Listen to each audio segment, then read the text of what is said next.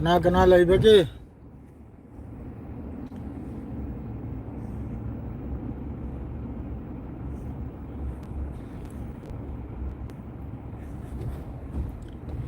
live video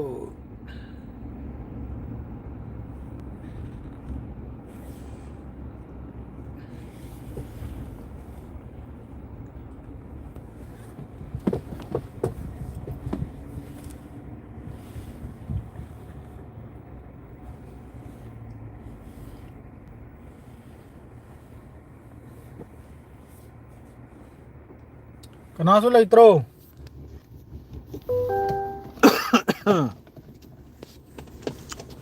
Loyare थबुक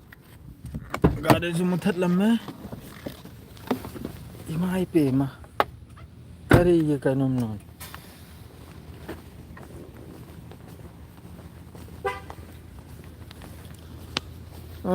Rahman बेसी bro काय bro थबुक लोयरे द रूम द हलबगी तवरमनी रूम द हलबे गाड़ी मनुंग जिरा फम लेगा ना तंग लाइव तो ठोकाय ना नुआय मखाई गाड़ी मनुंग जिरा इलंग लंग मई मोबाइल ग्रास जुम पांजल लेगा ना फजना मक्तंग येंग थकाय ने मयाम गी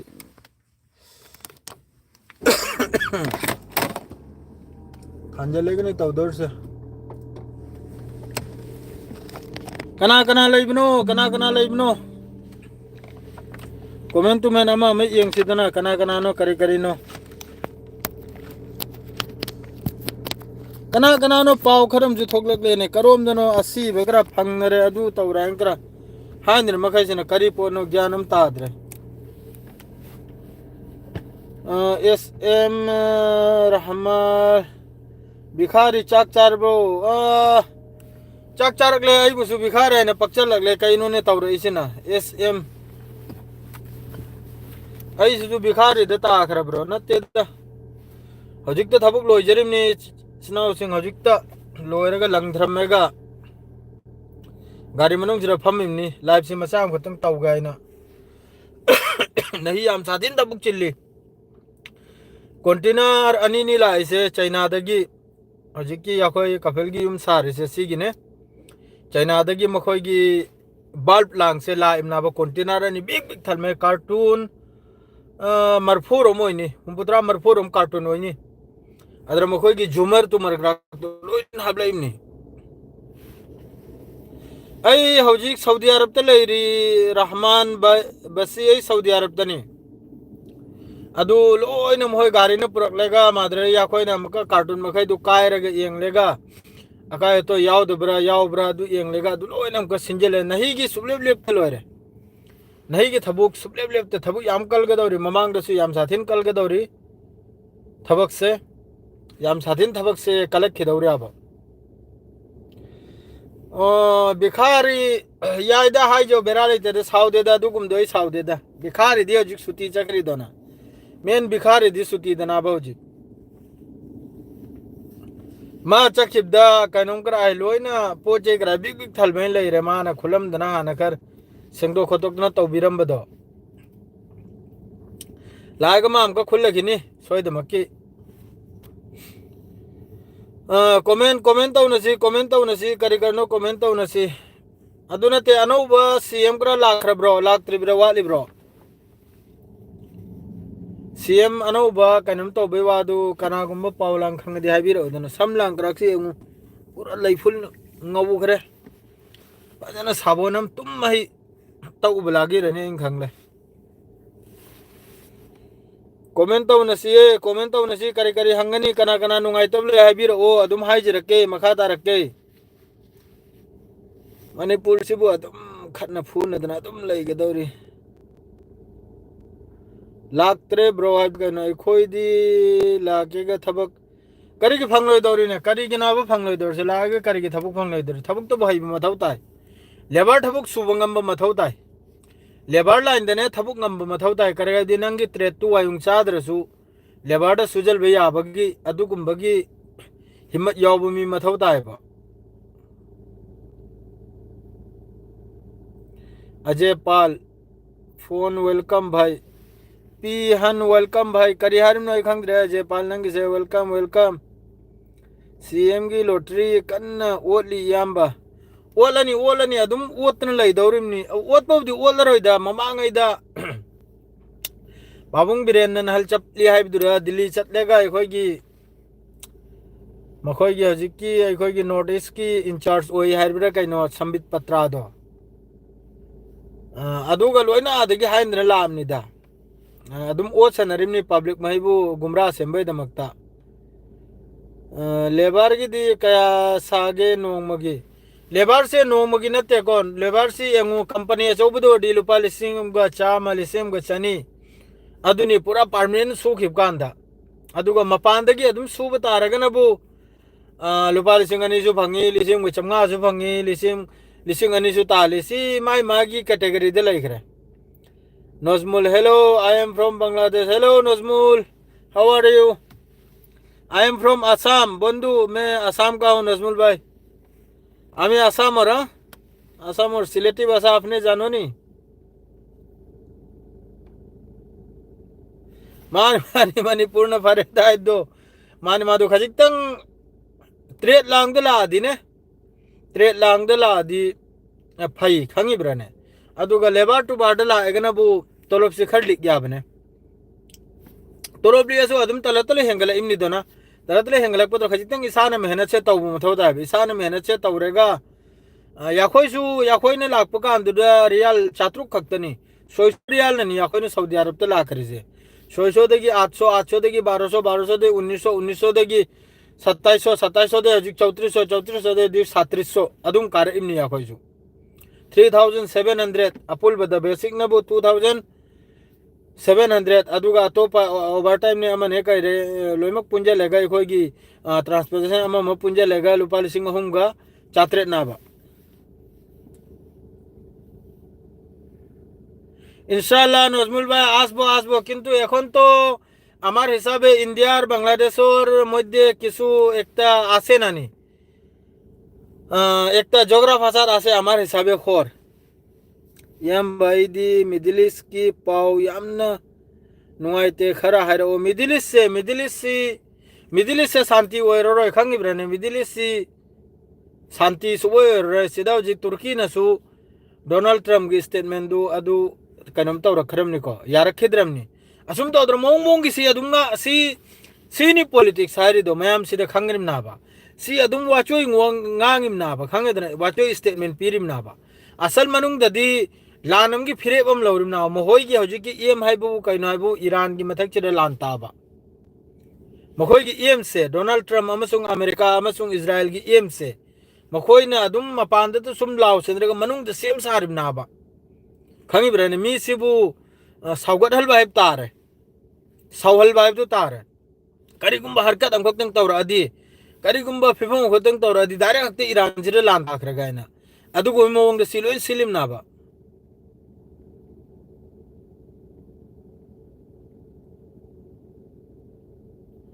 नजमुल भाई आपने एकदम ठीक कथा कइसे बांग्लादेश স্বাধীন করার সময় ইন্ডিয়ায় কতটা হেল্প করছে কিন্তু এখনকার মানুষে এটা জানে না তো এখনকার যতটা মানুষ আছে তারা জানে না কি রকম ইন্ডিয়ার সঙ্গে কিতা লাইন আছে কিতা जो বন্ধুত্ব আছে এটা মানে বুঝে না এমডি আজিজুর রহমান কাইনো উলাইছে ইয়াম্বা মিডল ইস্ট আইখোইসু लानगी मतियंग पांगबा चटपा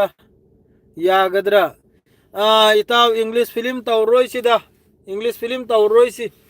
करेगा दु सिदा फिफम अम्मा होजि चा चा दाबा दुम अम्मा लैबनी ऑनलाइन दखरा ने दुम मतियंग तौबै दमक्तने पैसा लिकोल ने अदुम नंग ngamjabdo adu lupa manga ra tara ra dum adurene कार्टे कखल को याखोय जो दुम कखलिमनि मरक मरकता सेंगना हाइबदा करादी हजिकी लैरिबा मखोयगी मिसम मयामम लैबा हैगी मरमदा भाई नजमुल भाई आमी कोई दिन परे आमी बेंगली भाषा दियो आमी भिडियो बनानी शुरू करबो एकटू बादे बेंगली भाषा दी যতটা আমরা মিডল ইস্টর যতটা নিউজ আছে যে এটা আমি দিব এই চ্যানেলে মানে একটা বেঙ্গলি ভাষা আর একটা হিন্দি আর একটা আমরার মণিপুরি ভাষা আছে বাংলাদেশেও তো মণিপুরি আছে নানি বাংলাদেশও আছে আমরা মৌলভী বাজার কই যে এই জায়গাতে আমরা মণিপুরি পাঙ্গাল খইয়া একটা আছে কমিউনিটি और ई चैनल ता असोल वैसे আমরা মণিপুরীর পাঙ্গাল पंगबदु पंगबगी भैया पैसा नत्ते थवाई थवाई हेक्ते थादोक पे याब्रा थवाई था बा दुनंग सान रिब्रो बेकार दो थवा सुसाइड तो भी याद ने इस्लाम दा हराम नहीं ने सुसाइड तो बा इस्लाम दा सिदोक पे याद आबा हराम ना बा खंगी ब्रने अदुगा अदुई महुत्ता अफबा लंबी अमदा कनम दो तौखिबदु याय लाइन अम तौखिबदु याय बा याद यादे अदु कमेंट से यामने यामने तो मादरे दी वीडियो से शेयर से याम साथी वाली कमेंट दी 3005 केरा कइनो ने दु शेयर नबु 1000 खक्तनी शेयर ओदी से सुयाम वीडियो थांगत पे शेयर से याम साथी वाली को शेयर खरे याम याम तौजलु मिंगोन दा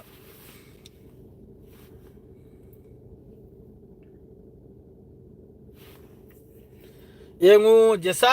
लिंक हंग भराई लिंक दु नोन द पिरा कैसे की वीडियो से ने आई लिंक दो हबला के करी मोंग दनो डोनेशन तौरिसे आई लिंक दो तो पिरा क्या दुरे चंगे गने रुपा मंगा तोरसु तरा तोरसु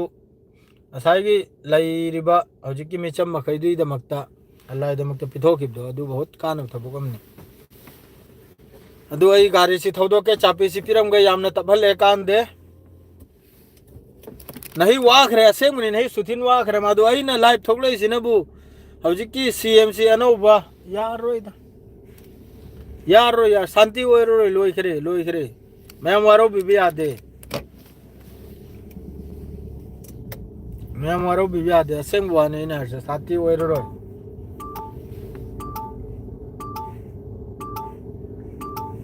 सी जुतिति अदुम तो खोंगी है बेल सी जो माही की बेल सी जो कोकलांग साजल येगी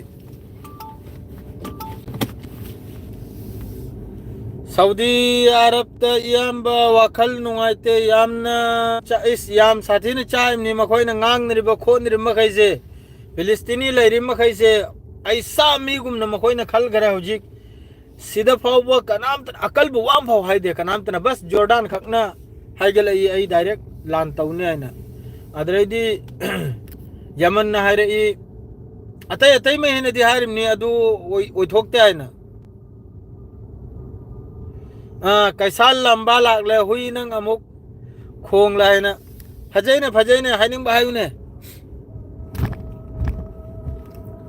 नहोइना अदुम कमेंट तो बसिना आइगी व्यू से कारिमना बन होइना अदुम कमेंट तो दबसे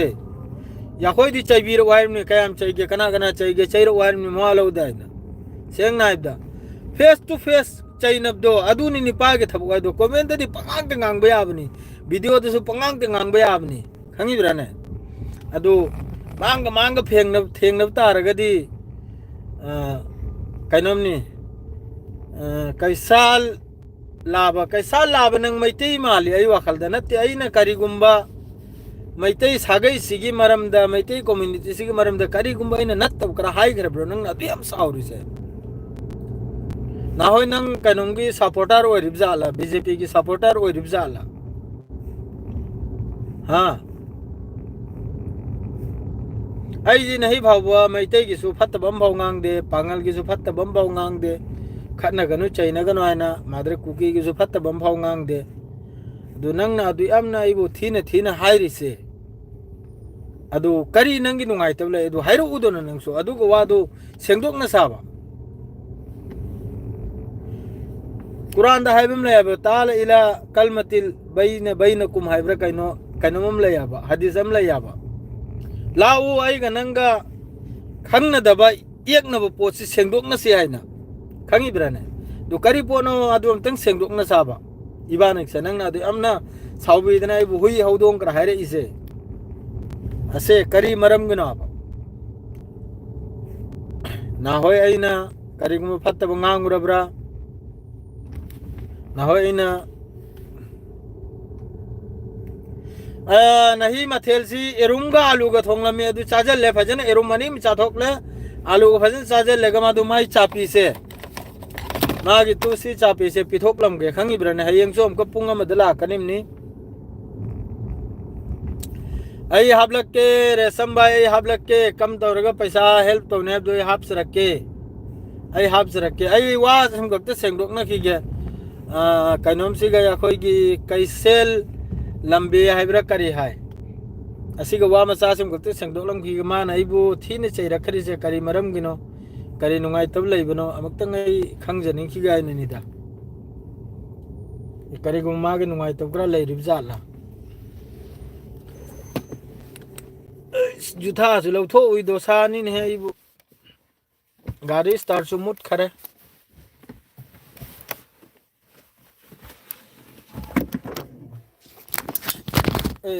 कई न तर से सम हाई बहना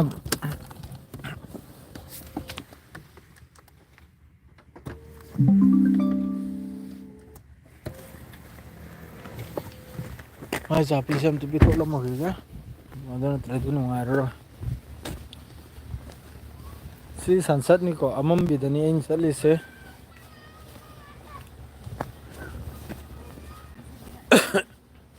हिरने सील هذا خلي بكره انا سيل سادة مفتاح خلي بكره سيل انا يا كمان اي حبلك के लिंक दो حبلك के नहीं होय बना कोई सबर टाउ नहीं सावरग करे कानम ना आई की चैनल से असाव बो nganglम मम्मी मयाम माइना समझाय खोचाय दना अफब लंबी लोय चखरमनी हजि अमखक लेरी माहिसु अफब लंबी दे पुरक याब्रे येंग साबा अमखक हजि कमेंट तौरिसे मासी हिदायत चंगब्रे येंग साबा हिदायत तौन चंगहल बसेना पामिसे ngalu he light ngangsu ma khaktamu hidayat tawdna changhal bangam madi kaino amag irak lambadna to kharab ro kaino ne amkasu irak khodana wadu adum haina sidna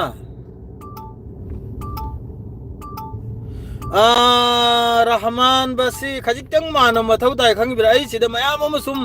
phatta nong da yam sathina hairam ba yaw ya ba खांगी brand से मामा ngay दगी आई channel सिदा subscribe तो रंबो वरगदी इताव सुसोय मकी खंगम गनी हाइदे हेले हेले बो को तो के आको मेनै थेग नखरमनी अदु समझाई खोचाई देना फजना हाइने खिबै तुंगदा अदुगुम मियोय मखैदु अफब लंबी दु लुइना लाख्याबा खांगी ब्रांड अदुम तो द्रमा बसु खजिक तंग आइना समझाई गे हाइने निदा पोतो करिगादि फत्ते नुंग दाइब दो अदुगिने आइना हाजिरि से मा गई खतना गे लावना गे खोंगना गे हाइबे वानते चाक चारकले मोइजिंग अरसाद से मोइजिंग दगी ओइ मारे आइसु मोइजिंग गिनी लाइट थांजलिमनी पुलिस नगरा उग्रदी पिरानिमनी अदुम अदु चेल खरेमा मक्तंग कमेंट तौरम लेगा मा चेल खराबा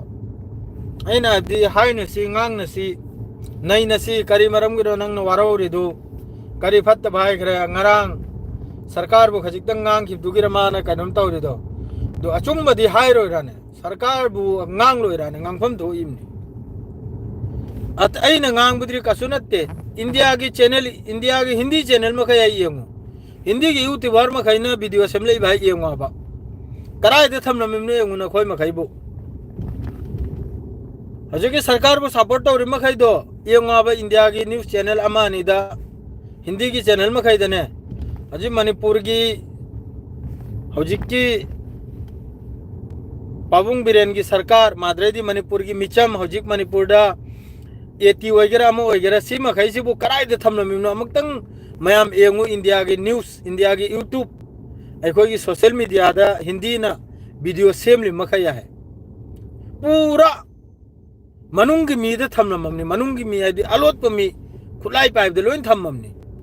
मादु मक फाउदे आइदि हाइद्रि दोना मयामदा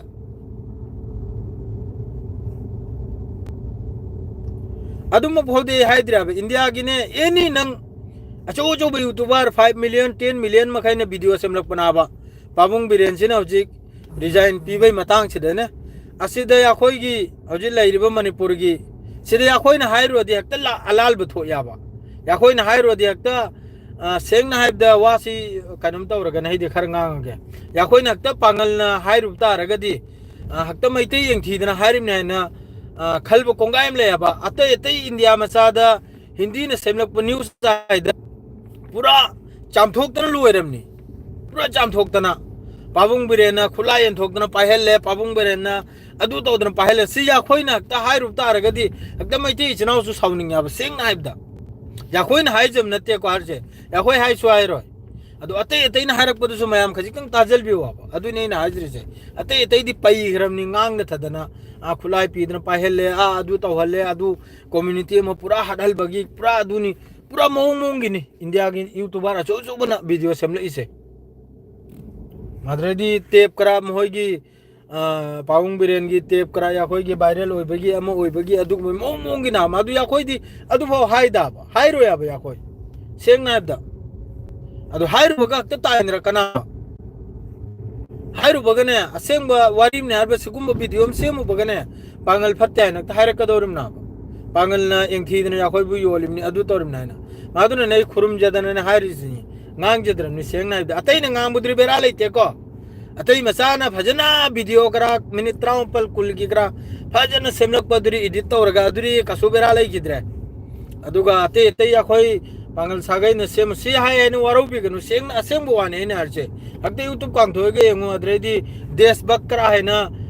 kanum lei bini desh bak hai ne koi youtube channel ne aduna kara hai ri video makai du adum yeng thabi mayam loi ni yawram ni seng na ibda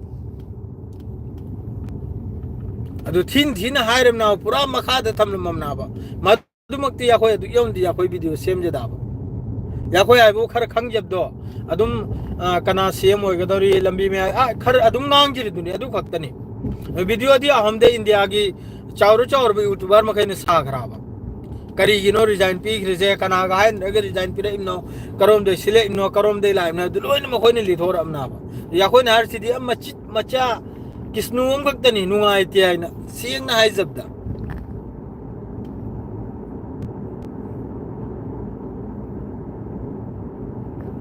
तो ngang ise ngusi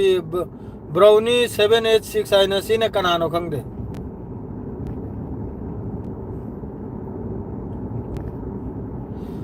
kaisal laba kaino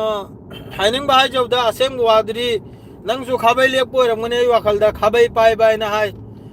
tom sana na haibra kano ni mohoigi yam video semni सरकार की BJP की खाबाई लेप नंग जो खाबाई लेप को रंगमनी सेंग ना इदा खाई ब्रने खाबाई लेप पदु ओय बेदुननी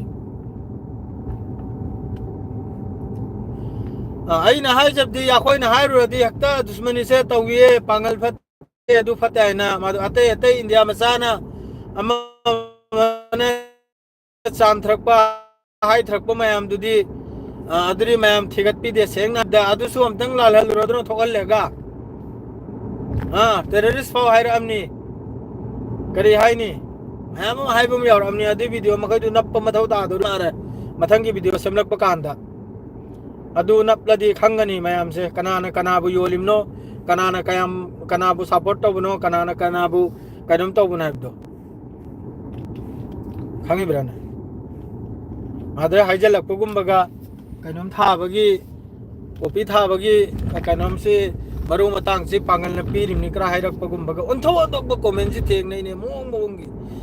हाइजद्रमनिदा मयाम न हलगनो हाइजै हंजद्रमनिदा मानगनो हाइजदा नत्रदी मान थोकना तंगम तौबे यामने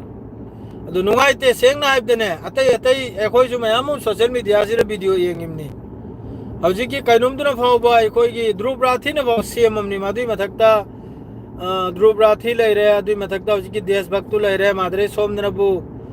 कैनुम हाय अदुना करा मखोयना वीडियो सेमले इदु एखोयगी मणिपुर की पाबुंग बिरेन अमसुंग सरकार अदुइ मथंगदा एखोयगी मैतै हौजिकी खुलंगाकपनाइन तौरबा सी मखैसिबु मखोयसिना कराइदे थमलमिनो अमक्तंग वीडियो दु चंगबिरगा यंगबिउ खंगिब्राने अदुगा मखादा कमेंट दो आइगा तौनसि सेंग नाइबदा अइना ओइरबा ओइरदै हाइजनिंद्रेदा अइना ओइरबा मफम ममनाइनि नतेने चौखटपगी वांग इमता हाइनिब्ला हौजिक अइ गुलिम मणिपुर त थादो करो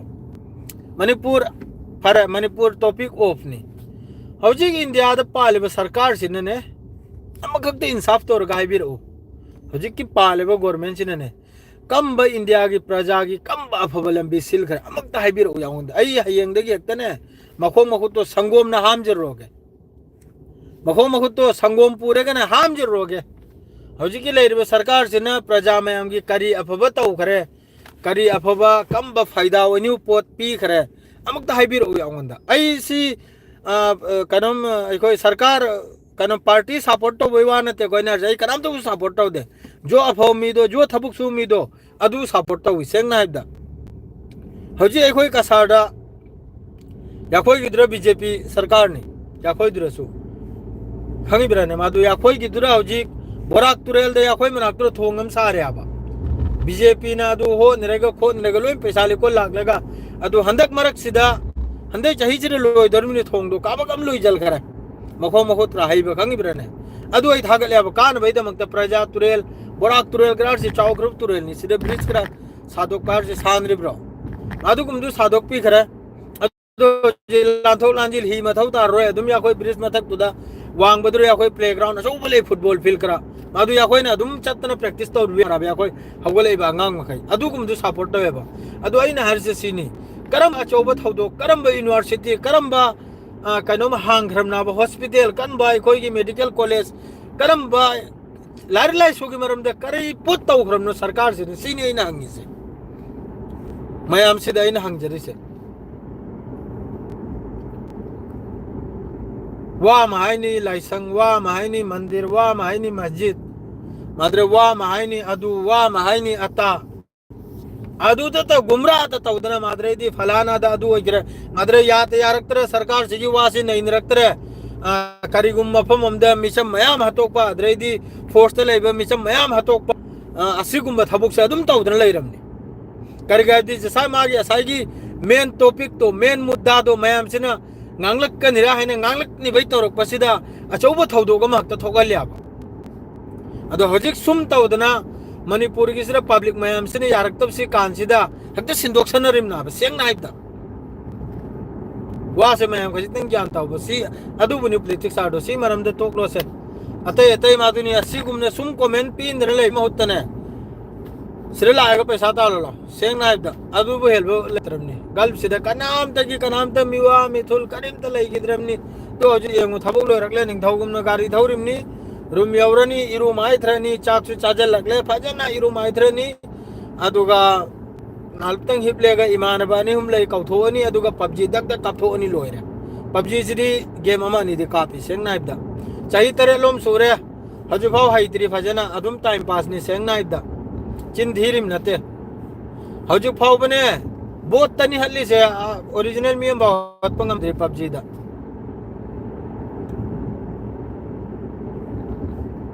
माने कयामत पूरा नकलम नी कयामत ने पूरा नक्सलम नी पूरा नियार है दुबने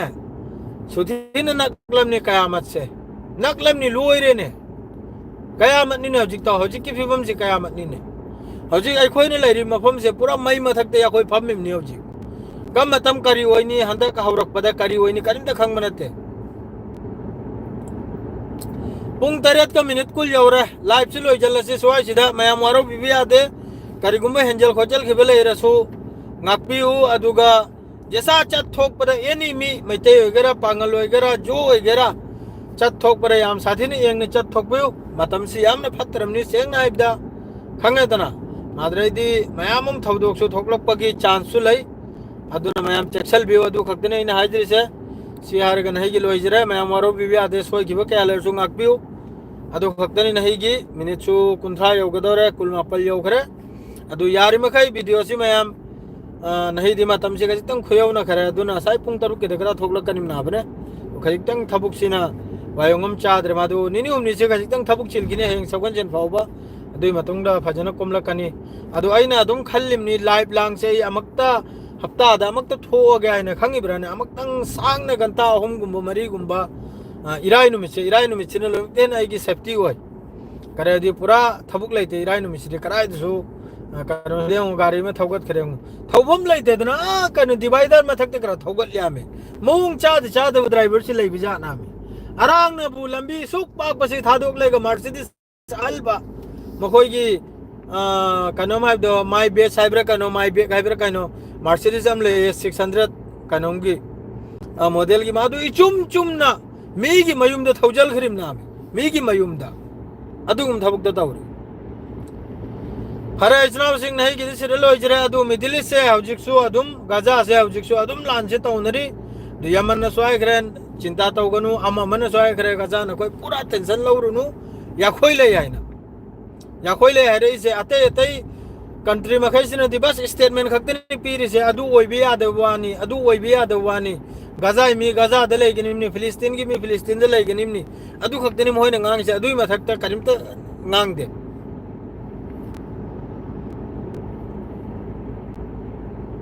मिनाय मचा नाय ख्वाइनम को तौरकले हाइबिरकलो इबुंगो हाइबिरो करी हाइगे की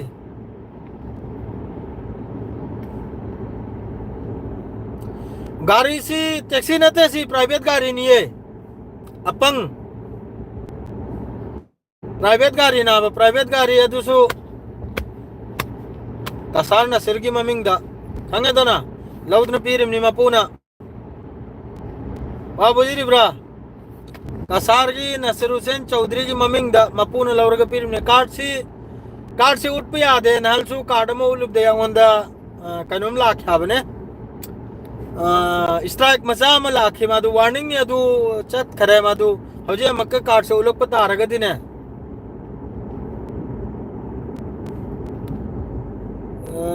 करी निशानो ओकलो करी निशानो ओकलो हारिसी करी बोनो ओक्सी या कोइन चाबरो जाहिल नमरूद फिराउन की खानदान फिराउन की जात हुमार कल्ब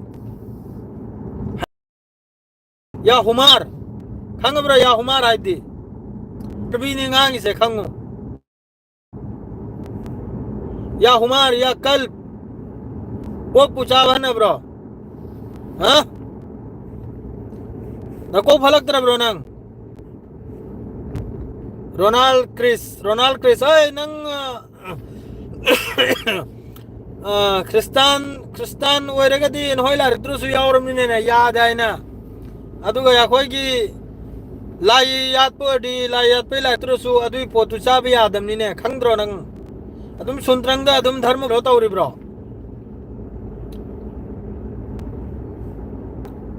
नत्रुम दो कक्कनिमनि नंग खंगु चिलगा कामल्ला कनुना नंग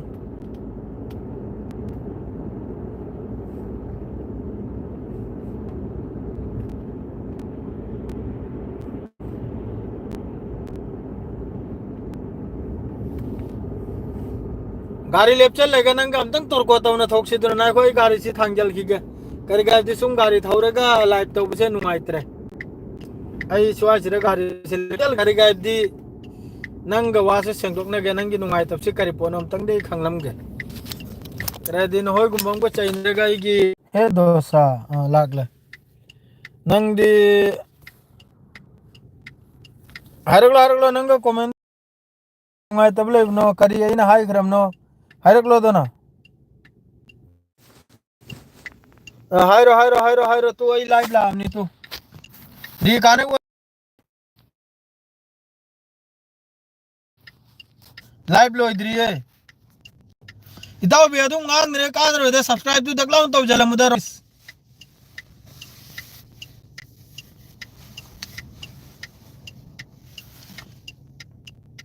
ए रोनाल्ड क्रिस सब्सक्राइब तो हाना तो जलवा तू को वादु नहीं नसीदना पंग नंग कई नोने नंग पंगांगांग से आई कोक याम भाई ने 17-18 इयर्स ने सूरी से चीज हो तुम गांधन लाई खरे है यार आई कोक सी कह दे कोक ती फरी कोक सिदा मी लिसिंग मंगा की एम्प्लॉय नंबर यावरी कोक सिदा नंग कोक तो चल लो ये मी लिसिंग मंगा की employ number यावरी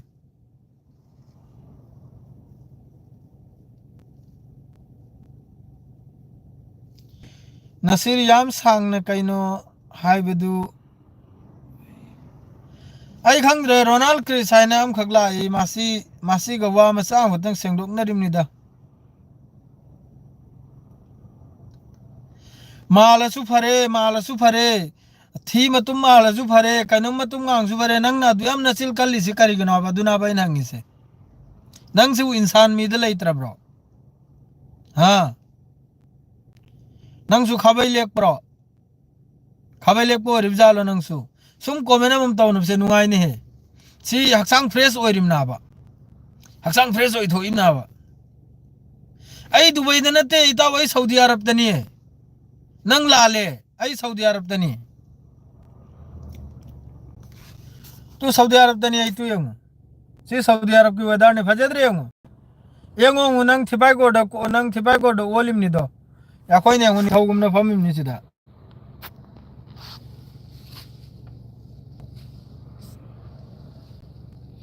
hay angau ba jangal da di huisu khong mani khangi bra jangal da di ne huisu khong mani apang ba adu nang jangal le thok mi na te khangi ai bhajan khangi nang bas na yung gi jangal da phau sab ja tu ni nang bu ai bhajan khangi nang gi ming siga nang gi kanom siga ne नंग से पूरा या कोई की खुदई मचा से लेगा ने मादुगा जंगल ला फाव साफ जातु ना बा सेंग नाइब दा अदर का सुकान रे तुम वासोई लोल बेदुने ने का सुकान रे खंगे तो सपोर्ट तो बहुत मयाम की सुकान दौरम नि सब्सक्राइब तो तब जलम मु खंगे दो ना अदुनी मिनाई और सु फराब जे सौर सु फराब नंग सावगनु नंग सब्सक्राइब तो तौ दो ना नंग सावबिरि सिने करि गनो बा नुआई वीडियो हाबला काबा सऊदी अरब ता करीमोंग द मिनाई खलिम नो करीमोंग द थबुक सुरिम नो आइने ने मिनाई खलबम हेजी की वीडियो से इसी में गाप को चरके अदु नंग सब्सक्राइब तो जलम माबा अदु को तुंग द नुमि चुप चाइने से चु ngang न से नंग थक्सल मारे वाखल नंग पेक अमा नि पाइजल मारे दा फिफम से आई वाखल दा दुमाली कमनो अंगौ बदुरा इसिंग माल बदुरा ना है ngang ब्रो अदम पाइजल लेगा ngang बदनी ने मयाम मु कम्युनिटी अमको कम्युनिटी हमगा फून रि बच्चे इंद्र म खैसे नखोय न अदम थक्सल पाइजल ले नंगुम्बा ममना अदरैदी खिनी खिरांग हौनरे मदरैदी फलाना का फून रे हद रे थिन राइन तौरिसे नहोय अमानी सिना ना बसेंग ना हाइबदा अदु मयाम सो अदम खंगमनी खंगी ब्रने अदु पूरा 100% इताव नंग पाइजल लेगनी तौर इसे आई कराय दे याखोई सिदनी साफंग दिन है अपंग सिदे कराय दे ngaur bro ngak ke lege hari bro nangi do सिदे कराय दे सीनी तौरानु सिदा दु ता करा फंग मनति याइ सने इमाइ पेमा मी सीना बगी वानी नंग ना hari do सिदा दु गुम वांगांग भाव याद्रिम नी ने नंग ना ब पाइजल लेगा मादरे दी थुंगरा सुम तुप लेगा ना नंग ने तौरे इसे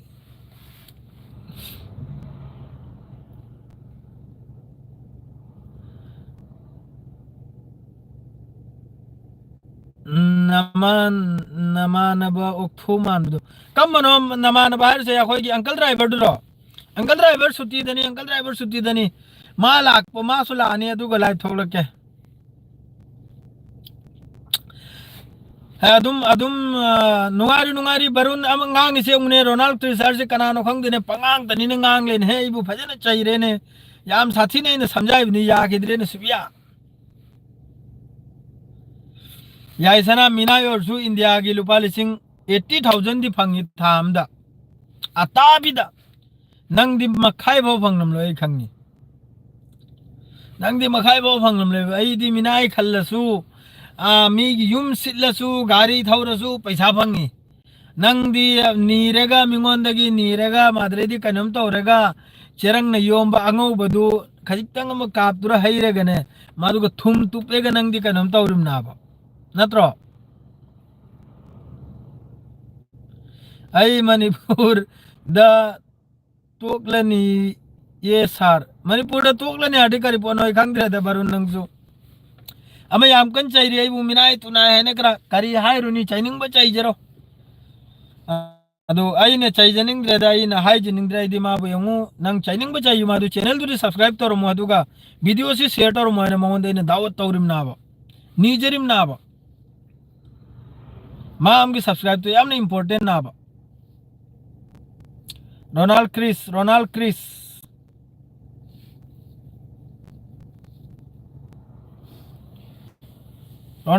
कहना तुम इन लाई खराब दिए आई सिरे नि साबंग ने नंग वा बुजी द्रो ना नंग पांगलोन ज्ञान ताद्रो नंग मैते लोन खंगद्रो बारून सैल्यूट नि नंगबु खुद अनि मंगना सैल्यूट नि इटाली दा लैबगी अदु बिल्कुल अदु कानरिमनि याखोय हौजिक की लैरिबा मितै पांगल पांगल मैतै सी मखैजे गल्फ अमसुंग दिल्ली बुम्बे दा लोइना थुपजल खरा खताल आयदम होय की डायरी ऑफ नि अय पांगल थुग राहरा कनु नापित नंग अय वखल दा नंग मैतै दि नते अय वखल दा अतोबे जे सामने हिमालय दे हायर उदन आइदी पांगल नि नंग कनानो हायर उदन आइदी पांगल में साना बा पांगल में सा आदमी में तक मुसलमान में सा नंग कनानो हाय बिरक लो बा हिमालय रे दी नंग दम ले रे दी हायर लो दना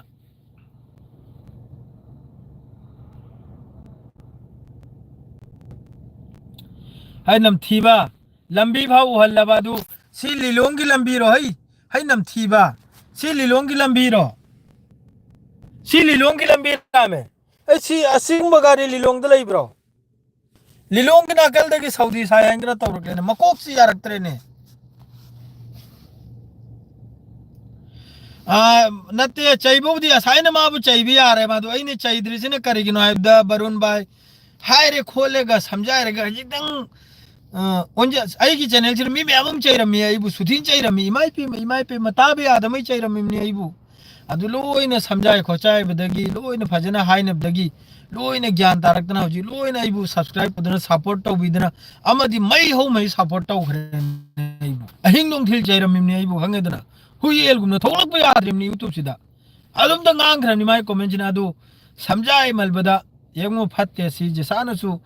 कनई गुंबा धर्म अमदसु मीम बुचाई बगी वासे ई देसी फत्त पोने न समझाय बदगी लोइने याखरिमनि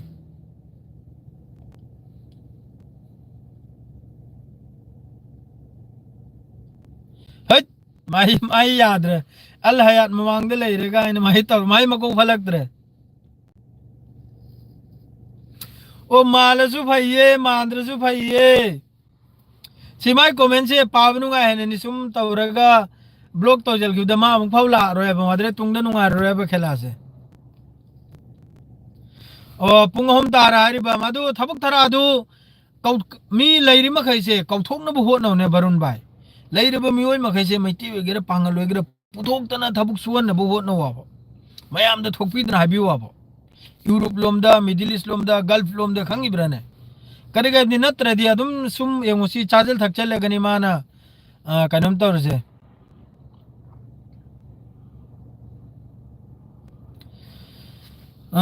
माही माही चाई खिरोय के दा ई चाइनिंग दे दा मा आइने चाइरदि मा मना दगी ई तारना बा मना दगी ई ता हनिंग दे बेकार मा हयंग हौगत लरोय आइने चाइरदि नमागी होटल मैनेजर और ब्रनंग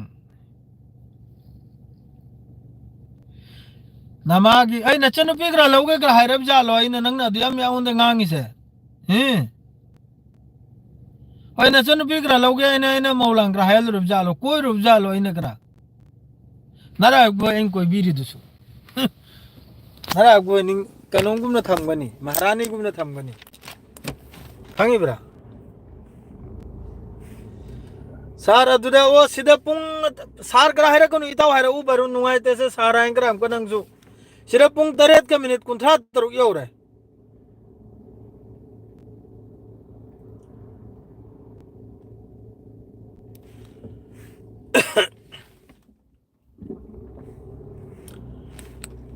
कनो कास माही आई वाखल दे माही फाजन ने मा पेक अहुम मरी पाइजल खरे खंगी ब्रने खोगी यु अंगो बदो अदुगा माद्रे थुम तुपले गने थुम माद्रे दी खोगी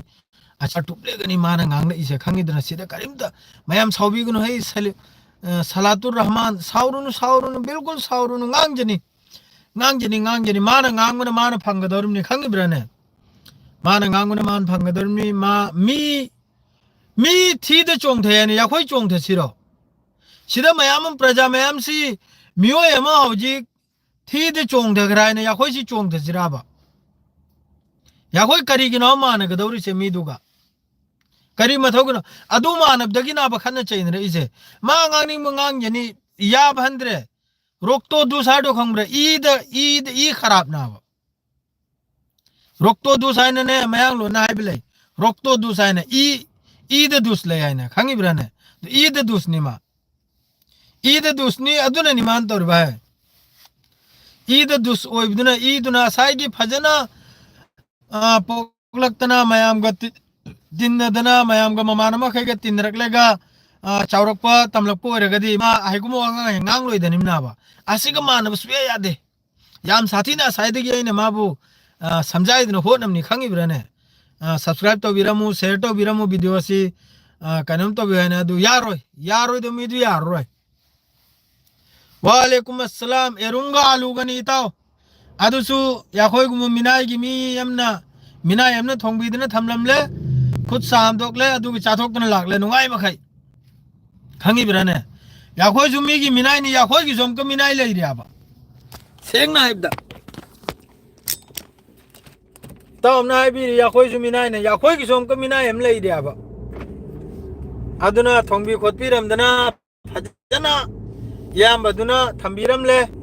याम भजना थोंगलम खरबजानि मा भजन साजल लगलाम ए साइन लाइव से लोइग्रनिमनि दुमाहिगा लाउनबसे नुंगाय हायननि खंगिब्रने रोनाल्ड क्रिस नंग हयेंसु लाउ हयेंसु नंगबु तबलिक तौगे हंचिचु नंगबु तबलिक तौगे खंगिब्रने लुंगा है इसिंग चाइरदिने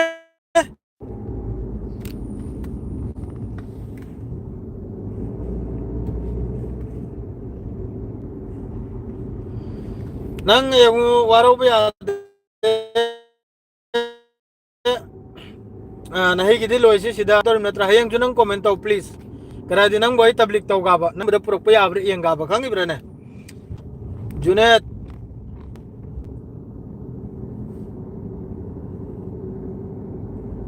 मिनाय नि कनो सिदा अरबता गल्फता थबुक सुरिसि मी की थबुक सुबाइब जि लोइमक मिनाय नि ने होजिक गवर्नमेंट जॉब तनबु गवर्नमेंट की मिनाय हैबतारे प्राइवेट जॉब तनबु ना प्राइवेट की मपु दुगी मिनाय हैबतारे अदुना बा लोइना माय थबुक ना बा अदुरा करिमता वाराव नुगाय लेते खंगिब्रने अदु हौजे आइना हारिसे रोनाल्ड क्रिस नंगोंदनि ने हारसे नंग हयेंग जो थोगलो को प्लीज नंगोंदा सी रिक्वेस्ट नि आइगी तरफ तगी हयेंग सोई लाइव थोगलकनी हयेंग सोई नंगबु समझाइगे खंगिब्रने हंचि छु नंग थोगलो मसेन जु नंग थोगलो लुंग आइसु अदुम इसिंग से तुप तार दिने कुथ्रे याबा नोम नत्रे नोम नंग सु सोइदमकी हौजिक से नंग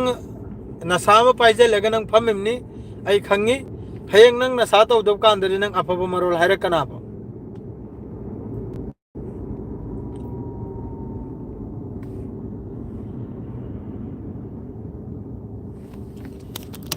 कहीं नंग आज पागल मचा सिंह से करी आईबा पागल मचा सिंह से हुरान भाई महई से दे यावरक प्रा महई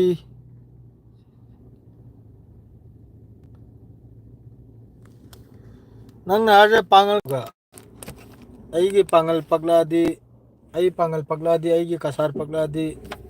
नंग आई याम साथी ने ngang ने खंगदना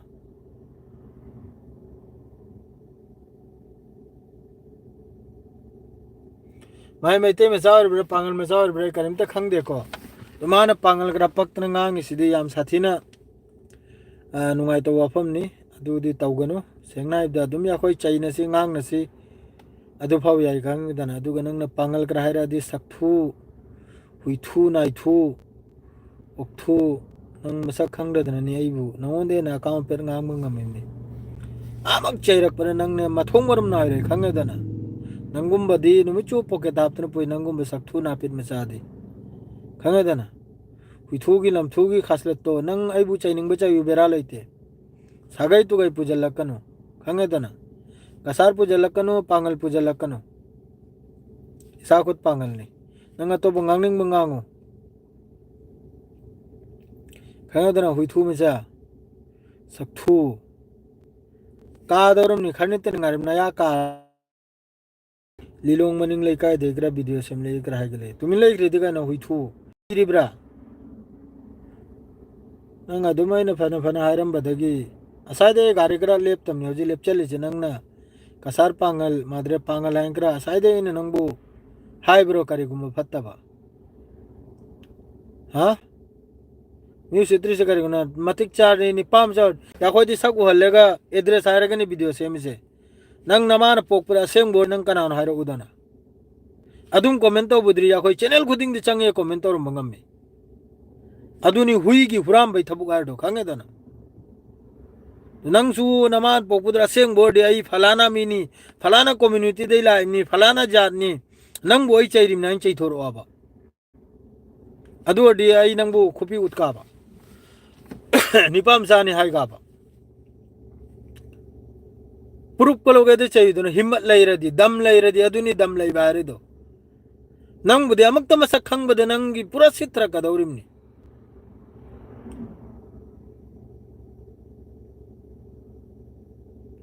आई नहाय जब दी दम दो हिम्मत तो लाई रही आई फलाना कम्युनिटी दगिनी आई नंग बु एंगनिंग दे आई फलाना जात दगिनी फलाना कनोम दगिनी सागे दगिनी आई नंग बु एंगनिंग दे दने चाहिए ना ने मिंग दो हाई दोक लो माव्या कोई दी सेंग नारी कसार गिनी आई पागल नी न सरुसेन कवे है ना मैं हम दे लाउथो इधर अदुम ता उधर मासु आई मणिपुर गिनी आई फलाना गिनी आई कसार गिनी मिंग ना अदुनी आई ना अदुनी है ना हार का चाहिए माबा अदु अडे सुमाबु यार गाबा अदु सुंगम दबा अदुगा तोंग तांग आइना थोकलक लगा मरक महा दगी पांगल तुंगल लायंग्रा सक्थु नसक तो गने योंग असी बमालम गनी कुराल का सम्मा येंगनिंग दे ने साइना ब्लॉक तो बजारमनी तौद्रिमनी करिगी तौद्रिम नाबदा मौंदे न ngang कोतो काम सु लेरमने अदु तबलिक तौब्र लोइना ज्ञान ताखरे अदु मासु चेल खरमारे मासु खंग खरमारे पोचे अदुना दिन हेगी सिरे लोयगे आइसु सांगमल्ले लिप से गंताम सुगदौरे तो यार मखे मैं हम शेयर तो रमु वीडियो से अदुगा लाइक तो रमु कमेंट तो रमु असिरे लोयजरे मखा ताबदो अदुमी अंगलो रोहनसी कोबगी मतुंगनी रोलेन से कोबगी मान ओर मसु आय दो मादो आई ना हाइदो हाइदो पर ओसिनिदा नुगाइते आई चैनल से कनाम तो चाहिए बे लेते अलाल पे मी तो बुद्धि चाहिए दो सा मी और सो दो आई कनाम तो सिदा सागई नाते चिंगनदने चैसु चैजरो तुंगदसु अदु फत्तब थबुकनी मादुगा यांगोंदा फत्तब nganglak pu mi du budi adum loge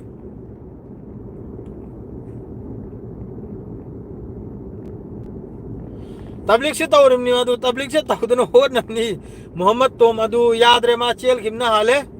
करगाय दि नोम भादोक मासु चुमलक परायना नहीं गिदी सिरे लोय जरगे हां करगाय दि थेंग ले गंताम सुखरे मैं हमारो भी याद है वालेकुम अस्सलाम हजिक तकरा थोकले ये मादु